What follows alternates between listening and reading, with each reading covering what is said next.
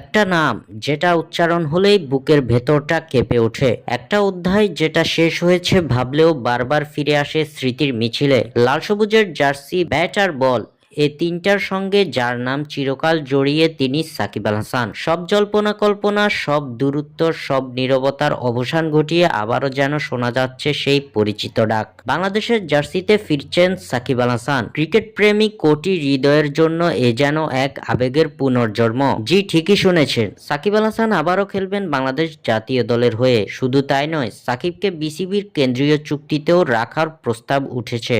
সম্পূর্ণ ফিট এবং অ্যাভেইলেবল থাকলে আবারও সাকিব আল হাসান খেলবেন বাংলাদেশের জার্সি গায়ে। বিসিবির সভা শেষে বিষয়টি নিশ্চিত করেছেন বিসিবির মিডিয়া কমিটির চেয়ারম্যান আমজাদ হোসেন। সাকিব আল হাসানের ব্যাপারে আমজাদ হোসেন বলেন, আমাদের বোর্ডে সাকিব আল হাসানকে নিয়ে আলোচনা করা হয়েছে।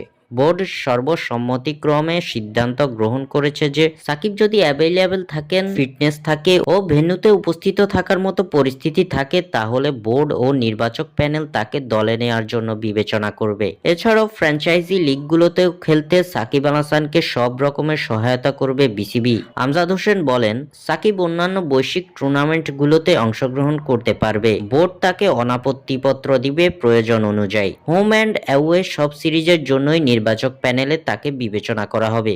স্বাক্ষর থেকে সাদবিন ইসলাম।